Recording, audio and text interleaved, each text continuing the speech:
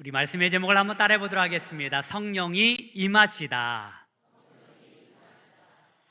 오늘은 성령 강림 주일입니다. 우리 예수님께서 부활하신 후에 하늘로 올라가시기 전에 제자들에게 이렇게 말씀하셨습니다.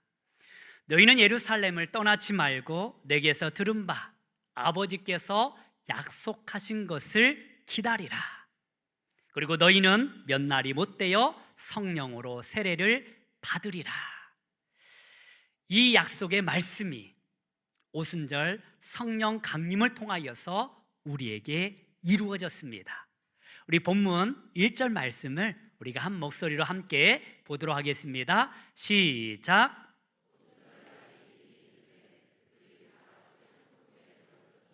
아멘. 오순절 날이 이름에 성령 강림의 사건은 오순절에 임하였습니다. 우리 예수님께서 약속하신 그 성령이 오순절에 임하였습니다. 우리 예수님뿐만 아니라 하나님께서는요, 이미 구약시대의 유해 선지자를 통하여서 이 땅에 성령을 보내주실 것을 말씀하여 주셨습니다. 내가 내 영을 만민에게 부어주리니 너희 자녀들이 장래 일을 말할 것이며 너희 노인들은 꿈을 꾸며 너희 젊은이는 이상을 볼 것이며 내가 또 남종과 여종에게 부어줄 것이다. 할렐루야. 그 하나님의 말씀과 예수 그리스도의 말씀이 성취가 된 것입니다. 언제 그 말씀이 성취가 되었습니까? 바로 오순절 성령 강림을 통하여서 이루어진 것입니다.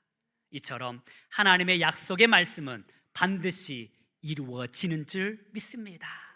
우리를 향한 하나님의 말씀은 반드시 이루어집니다.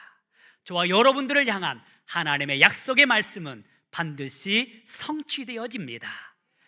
이를 행하시는 여호와, 이를 이루시는 그 여호와를 찬양하며 그 말씀 안에 거하는 우리 모두가 되기를 간절히 소망합니다. 여러분, 이 오순이라는 말은요, 열이 5번이라는 뜻을 가지고 있습니다. 즉, 우리 예수님께서 부활하신 후에 40일 동안 제자들과 함께 하셨습니다. 그리고 이제 오순절에 성령께서 임하셨으니 이 6월절 이후에 50일째 되는 그날에 임하셨으니 우리 예수님께서 하늘로 올라가신 뒤에 며칠 만에 성령께서 내려오셨습니까? 계산이 안 되지요. 열흘 만에 내려오셨습니다. 이 열흘 만에 성령께서 임하셨습니다. 여러분, 이 열이라는 것은요, 충만한 수입니다. 하나님의 시간이 완전히 충만하게 찼을 때에 하나님의 말씀의 역사가 일어난 줄 믿습니다. 그리고 유대인들은요, 이 오순절을 77절이라고 불렀습니다. 한번 따라오겠습니다. 77절. 7은 완전수를 상징합니다. 그런데 그 완전수에 또 완전수인 7이 곱하여지는 것입니다. 그래서 77에 49, 그리고 그 다음 날인 50일째 되는 날 성령께서 임하셨습니다. 바로 완전한 날에 성령께서 이 땅에 임하신 것입니다.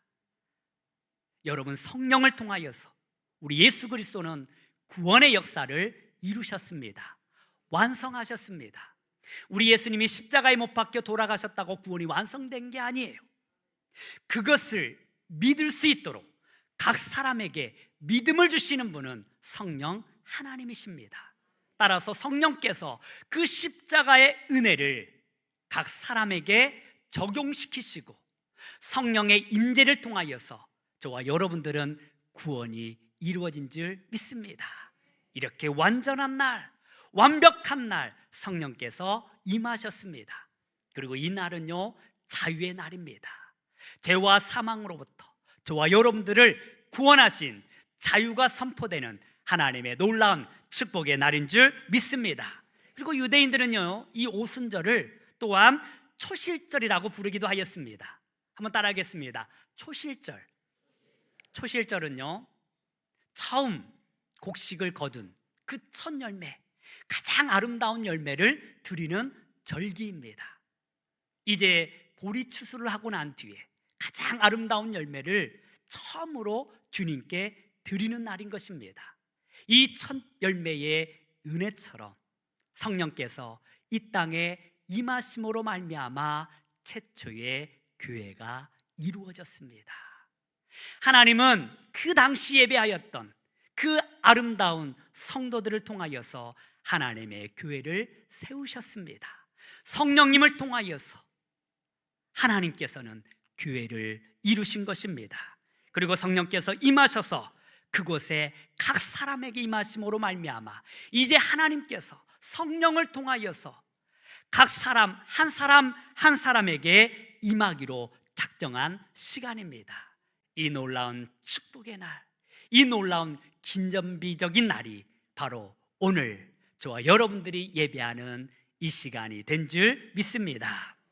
여러분, 그렇다면 이곳에 임하신 성령 하나님은 과연 어떤 분이실까요?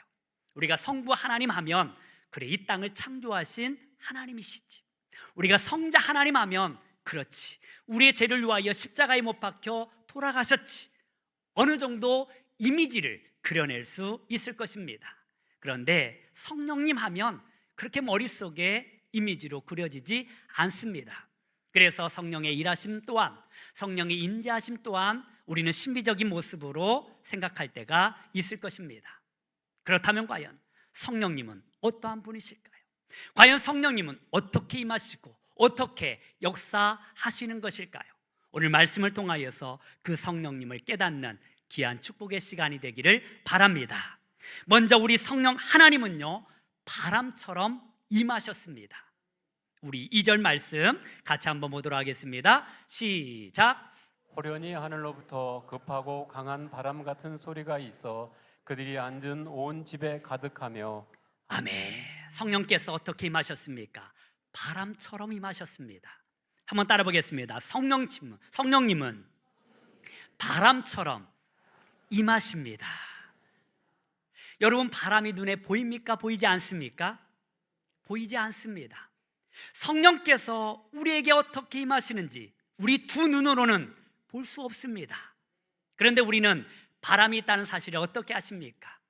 흔들리는 나무 가지를 보며 알 수가 있습니다. 우리 밤에 바람이 불면 시원함을 느낄 수 있습니다. 이처럼 보이지 않지만 성령께서 임하시면 형상이 나타나는 것입니다. 성령께서 임하시면 그곳에 역사가 일어나는 것입니다. 성령님은 바람처럼 임하십니다. 우리 예수님께서도 이 성령님의 속성에 대하여서 말씀하실 때 이 바람에 비유하여서 말씀하셨습니다. 우리 요한복음 3장 8절 말씀 같이 한번 보도록 하겠습니다. 시작. 바람이 임의로 불매 내가 그 소리는 들어도 어디서 와서 어디로 가는지 알지 못하나니 성령으로 난 사람도 다 그러하니라. 아멘. 성령께서 임의로 바람처럼 부르셨다라고 말씀하고 있습니다. 어디로 와서 어디로 가는지 알 수 없지만 이 성령님을 통하여서 우리는 하나님의 역사를 볼 수 있는 것입니다. 여러분, 바람은요, 새로운 생명을 불어넣습니다. 이 큰 바다가 폭풍을 통하여서 그 깊은 바닷속에 산소가 공급되어진다고 합니다. 만약에 태풍이 없다면 바다는 썩어질 수밖에 없어요. 그러나 태풍을 통하여, 바람을 통하여서 새로운 생명을 그 바닷속 깊은 곳까지 불어 넣는다라는 것입니다. 따라서 바람은 생명을 뜻합니다. 성령의 바람은 죽은 영혼을 살리는 놀라운 역사를 일으키는 줄 믿습니다. 우리가 지난 시간 에스겔 선지자를 통하여서 하나님의 말씀을 보았습니다. 그 죽음의 골짜기 마른 뼈들에게 에스겔 선지자는요, 하나님의 말씀을 대언하였습니다. 생기야 불어서 죽은 자들을 살려내라. 그리할 때에 이 생명의 영이 바람처럼 임하셔서 그 마른 뼈와 같은 그 군대를 살을 붙이고 생명을 불어넣어서 하나님의 군대로 세워주신 줄 믿습니다. 여러분, 바람은 생명을 불어넣는 것입니다. 우리의 죽은 영혼을 살아나기 위하여서는 성령의 바람이 우리 가운데 불어야 할 줄 믿습니다. 우리의 굳은 마음, 다친 마음들, 시들어버린 우리의 영혼들이 성령의 바람을 통하여서 다시 살아나기를 간절히 소망합니다. 성령의 바람은 이처럼 죽은 영혼을 살립니다. 여러분, 혹시 메마른 신앙생활을 하고 있지는 않습니까? 기쁨을 잃어버리지는 않았습니까? 기도해도 왠지 침체된 가운데에서 살아가고 있지는 않습니까? 죽은 신앙이 아니라 살아있는 신앙이 되기 위하여서는 성령이 우리 안에 바람처럼 불어야 합니다. 바람처럼 임해야 합니다. 그래야 바로 메마른 우리의 기도 생활이 형식적인 예배와 기도가 아니라 살아있는 기도와 예배가 될 수 있습니다. 정체된 신앙생활이 성령의 바람을 통하여서 다시 새로운 역사를 불러 일으킬 수 있는 것입니다. 바라기는 우리의 삶 속에 성령의 바람을 통하여서 시들은 우리 영혼들이 살아나는 놀라운 축복의 역사가 일어나기를 간절히 소망합니다. 그런데 오늘 2절의 말씀을 보면요, 이 바람에 초점이 맞춰져 있는 것이 아니라 바로 소리에 초점이 맞춰져 있습니다. 오늘 말씀해 보니까 호련히 하늘로부터 급하고 강한 바람 같은 소리가 있어 그들이 앉은 온 집에 가득하며, 바람 같은 소리에 초점을 맞추고 있습니다. 여러분, 성령님은요, 우리에게 소리로 임하는 줄 믿습니다. 소리가 무엇입니까? 우리가 들을 수 있는 음파를 말합니다. 보이지 않지만 성령님은 말씀하신다라는 사실입니다. 성령님은 우리의 심령 가운데 하나님의 말씀을 증거하고 있는 줄 믿습니다. 인천의 방주교회라는 곳이 있습니다. 이 방주교회의 원로 목사님이신 박장원 목사님의 간증입니다. 이 목사님의 고향이 충주였다고 합니다. 그래서 젊었을 때에 부모님을 방문하기 위하여서 버스를 타고 가는 길이었어요. 한참 버스를 타고 가는데 이 버스 안에 한 자매가 어린 아기를 품에 안고 젖을 먹이고 있는 거예요. 그런데 젖을 먹이면서 궁시렁궁시렁 기도를 하고 있었다고 합니다. 그런데 방언으로 기도를 하고 있다라는 거예요. 사람들이 다 조용한데 그 소리가 조금 거슬렀던 모양입니다. 그래서 목사님이 생각하기를, 그냥 조용히 속으로 기도하지, 뭐 굳이 저렇게 소리를 내면서 그것도 사람들이 듣지 못하는 방언으로 기도할까 하고 의구심을 가졌다고 합니다. 그러던 중에 갑자기 이 자매가 벌떡 일어나더니 기사에게 말하는 것입니다. 기사님, 저 여기서 내려주세요. 하나님이 내리라고 하세요. 목사님이 가슴이 철렁 내려앉았습니다. 사람들이 궁시렁거리기 시작합니다. 이 버스는요, 급행 고속버스입니다. 중간에 내릴 수가 없어요. 얼마나 창피했겠습니까? 좀 조용히 예수 믿지, 좀 사람들에게 방해가 되는가 보다 하고 좀 언짢은 마음을 가지고 있었습니다. 사람들이 궁시렁거립니다. 그러자 이 자매가 다시 자리에 앉아서 가만히 가더랍니다. 그 한참을 가더니 또다시 일어나더니, 기사님, 지금 내려야 돼요. 성령님이 저로 하여금 내리라고 하세요. 목사님이 생각했습니다. 저런 사람이 있기 때문에 기독교가 욕을 먹는 거야. 좀 상식적으로 살아가지 하고 그 여인에 대하여서 불편한 마음을 가지고 있었습니다. 사람들도 웅성거리기 시작합니다. 아니, 지금 어떻게 버스를 세울 수 있단 말인가? 그런데 이 여인이 계속해서 간청하자 이 기사님은 어쩔 수 없이 근처 정류장에 버스를 세웠습니다.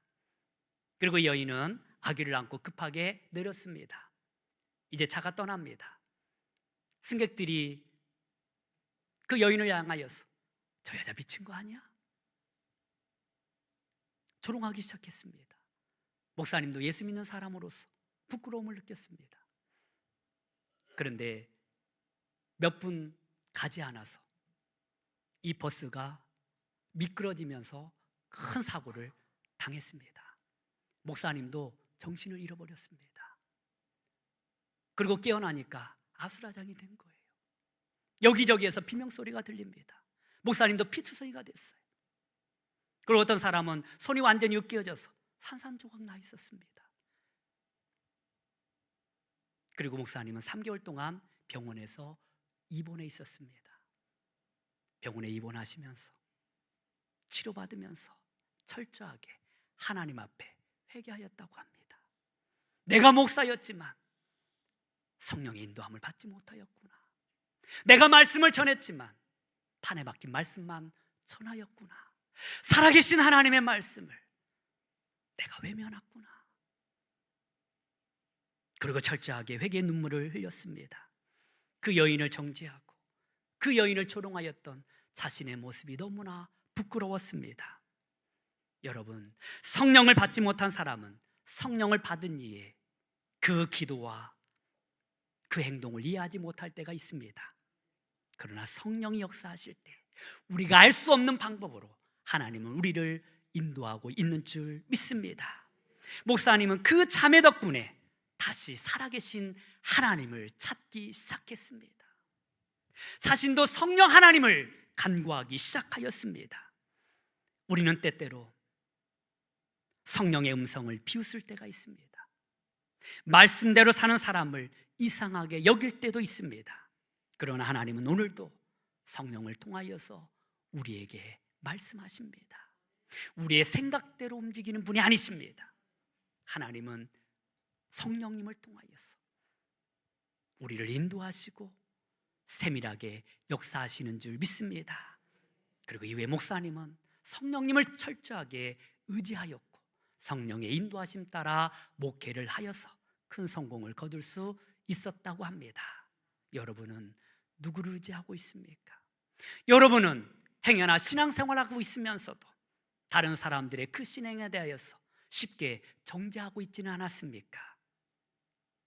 성령 하나님이 어떻게 역사하시는지 우리는 알지 못하지만 우리는 성령을 회방하는 일을 그쳐야 할 줄 믿습니다. 성령께서 친히 나를 인도하시고 우리의 신앙을 붙잡아 주셔서 성령의 인도하심과 그 음성을 들을 수 있는 저와 여러분들이 되기를 간절히 소망합니다. 예수님께서는요, 보혜사 곧 아버지께서 보내실 성령이 오시면 행하실 일에 대하여서 이렇게 말씀해 주셨습니다. 우리 요한복음 14장 26절의 말씀을 같이 보도록 하겠습니다. 시작. 보혜사 곧 아버지께서 내 이름으로 보내실 성령, 그가 너희에게 모든 것을 가르치고 내가 너희에게 말한 모든 것을 생각나게 하리라. 아멘. 우리 예수님께서 분명하게 말씀하셨습니다. 내가 내 이름으로 보내실 그 성령께서 무엇을 하십니까? 하나님의 말씀을 생각나게 하시고 그 하나님의 말씀을 가르칠 것이라고 말씀하고 있습니다. 하나님은 성령을 통하여서 하나님의 말씀을 깨닫게 하시고 우리를 가르쳐 주시고 우리에게 말씀을 들려주시는 줄 믿습니다. 여러분, 우리가 말씀이라고 하였을 때에는 이 말씀은요, 헬라어로 두 가지로 번역됩니다. 하나는 로고스와 하나는 레마입니다. 로고스는요, 기록된 말씀입니다. 이 성경의 말씀이 하나님의 기록된 말씀입니다. 우리는 이 말씀을 통하여서 하나님이 어떠한 분이신지 어떻게 역사하시는지 우리는 알 수 있습니다. 예수님 또한 이 로고스 말씀으로 이 땅에 오셨다라고 선포하고 있습니다. 우리 요한복음 1장 1절 말씀 함께 보겠습니다. 요한복음 1장 1절 말씀, 이 말씀을 보면 태초에 말씀이 계시니라. 시작. 함께 보겠습니다. 시작. 태초에 말씀이 계시니라. 이 말씀이 하나님과 함께 계셨으니 이 말씀은 곧 하나님이시니라. 아멘. 아멘. 태초에 말씀이 계시니라. 그리고 이 말씀은 곧 하나님이라고 말씀하고 있습니다. 이 말씀이 바로 로고스입니다. 로고스로 쓰여졌습니다.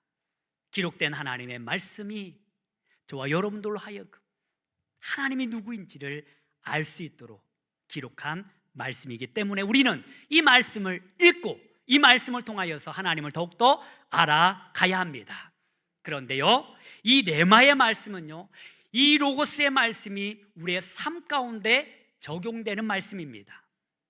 따라서 이 레마의 말씀은 어떤 말씀인가? 바로 기록된 하나님의 말씀을 각 개인에게 적용시키는 말씀입니다. 하나님께서 때로는 설교를 통하여서, 때로는 말씀을 읽을 때에 나에게 주시는 하나님의 말씀이 있어요. 똑같은 말씀이지만 내 상황에 따라, 내 형편에 따라 다르게 들려질 때가 있다라는 것입니다. 그 말씀이 곧 레마의 말씀인 거예요.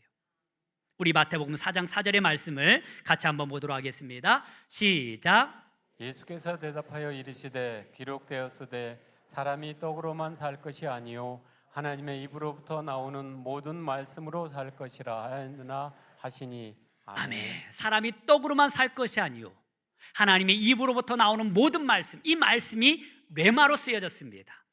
즉 하나님의 말씀은 나에게 살아 움직인다라는 것입니다. 여러분, 오늘 저와 여러분들 내 자신에게 들려지는 하나님의 말씀이 있습니까?